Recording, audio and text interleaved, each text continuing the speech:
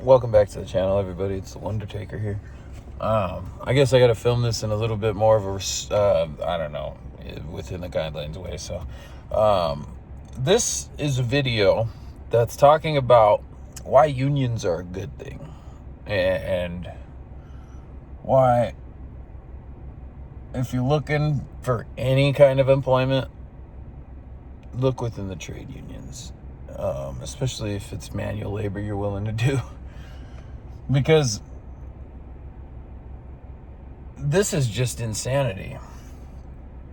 What I want to really talk about is this story that just happened on April 6th. You're hearing about it in the headlines now, and this has to do with one of the most valuable, largest companies in the world and how its employees are treated. And this is just a dichotomy of our society and the direction that it's headed. Minute 15. So what I'm talking about happened in Oregon, if that's surprising to anybody. And the place this happened at is known as a fulfillment center. So if that drops any hints, it's an Amazon warehouse. So this man, 46 years old, is pushing carts full of these yellow totes down an aisle, and he collapses or something, right? Coworker hears him hit the floor, rushes over, starts trying to give him CPR. Another coworker realizes, hey, by that point, she's crying, screamed out for help, to try and get this guy the help he needs. And some form of their direct supervisor comes over, and this guy is asking the supervisor, this other guy, he's a bad bystander, if he can help give CPR, because she's going to have to relieve him. She's going to run out of energy. She's not going to be able to keep up the pace, right? And the supervisor doesn't say anything. Eventually the supervisor says, no, we can't administer more CPR until higher management or safety gets here. So this guy's just going to be left on the floor with no assistance, no chance, right? And it's not that, right? Because, you can understand that there's an order of command, you got to run things up a chain, a chain of command. So, homeboy supervisor says, he starts turning blue, right? The guy that starts turning blue. Looks like he's dying. And before anybody, I think the lady that helped him called 911, thank God, right? And before anything else, right, this supervisor says, oh, just don't look at him and go back to work. We need to get back to work. In any industry, right, I'm an iron worker. Anytime there's any kind of injury of any kind, everything shuts down. You completely stop production.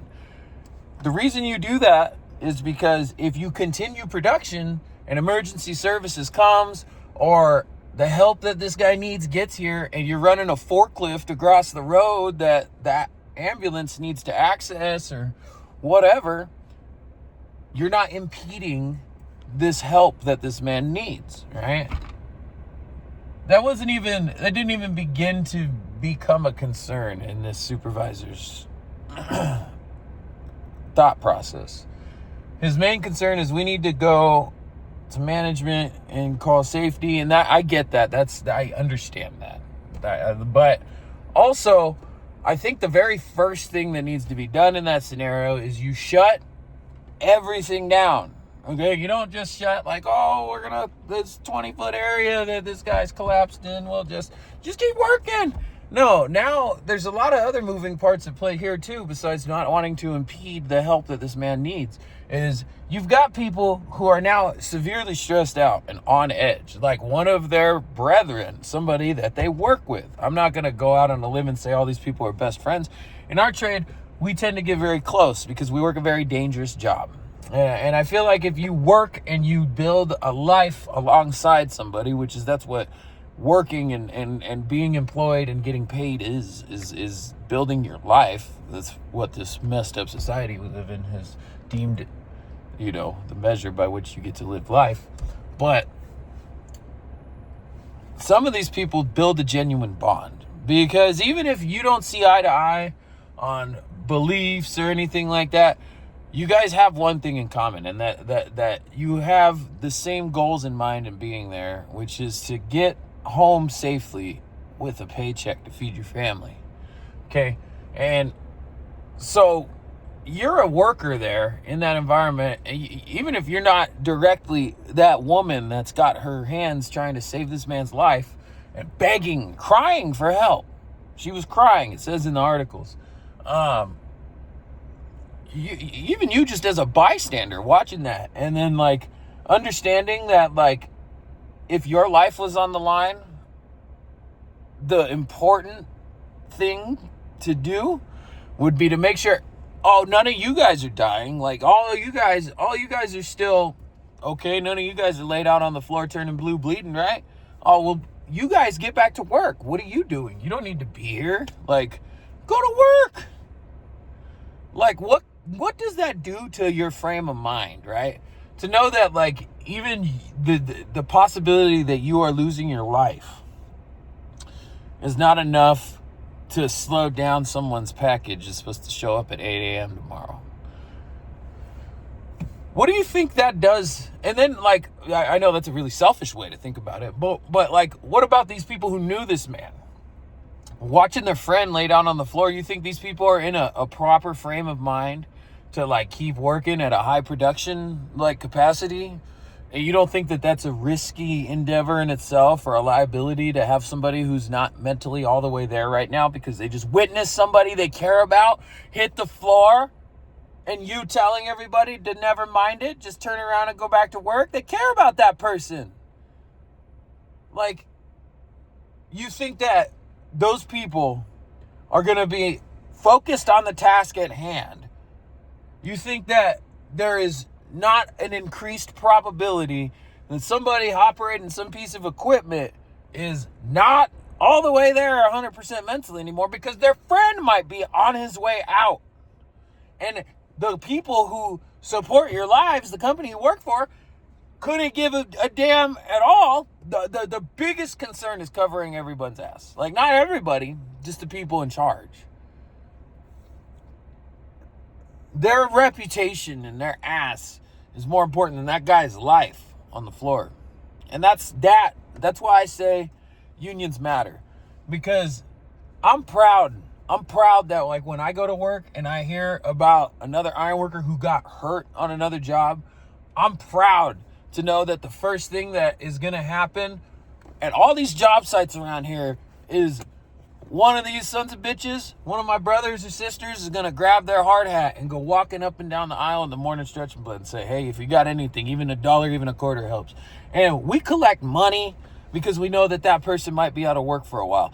People's family members that pass away, people we understand, you know what I mean? And I'm not saying that that's just, like, how everything is or how it has to be everywhere, but I'm saying, like, look at what this massive this company is worth more money than probably every union combined in the whole country, like all trade unions. And this is the amount of care that they have for the people. Look, there goes a fellow tradesman right there. That's the care that they have for, like, the people making them the money.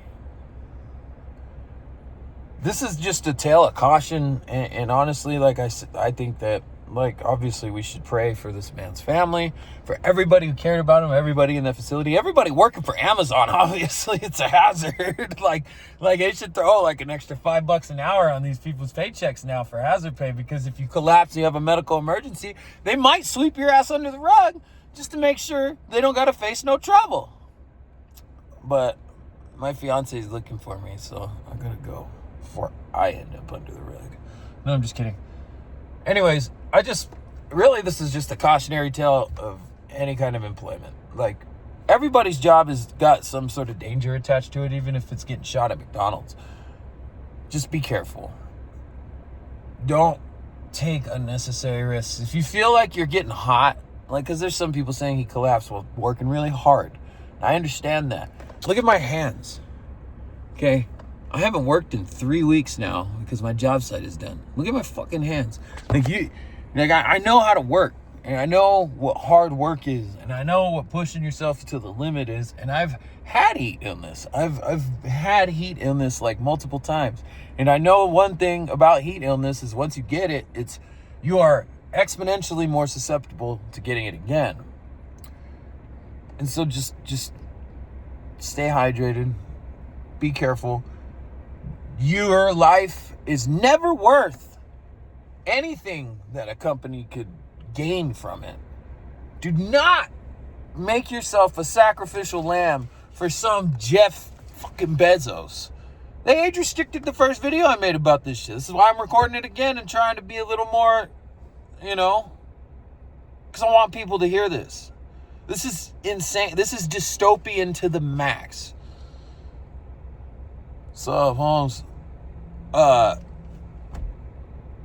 do not become a victim. Because you think that just because you went out on their watch, they're going to do stuff like take care of your family for you. I bet you in a few weeks we will hear that Amazon has fought tooth and nail to make this not their fault and clear them of all liability. And they're going to cut his family a $5,000 check to help with the funeral costs, maybe, just to save face.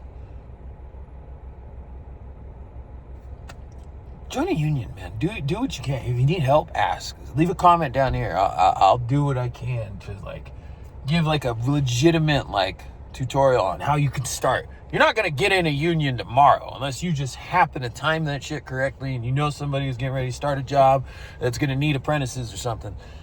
It's the only way that's gonna happen. But you can start the process so that when new jobs start coming that are going to start manning up and need apprentices, you could be at the top of the pick list. You know what I mean? Don't fall victim to a company like Amazon that doesn't care about any of you or me, any of us. We're all just their means to an end. It's one man's end, who's probably an asset to this country. We're all just assets to this country. Don't give your life to the company. They don't deserve it. They never have. And they're never going to. You should take as much as you can from them by giving them as little as possible. And this is just proof that that's the case. I've considered, while I'm off, infiltrating a place like Amazon. I'm fortunate enough, gratefully fortunate enough that I have a decent enough job to where I can plan ahead for times like this to where I can be off work. I'm actually on temporary disability right now because my back is fucked up. And I went to the chiropractor before I got off work. And then I also had to go to the foot doctor because something fell on my foot. And both doctors were like, why are you still working? You can't be, you should be not working. So I've got a couple weeks left of state disability. And if work doesn't call before that's up, thinking about once that's up, because I'm not a piece of crap,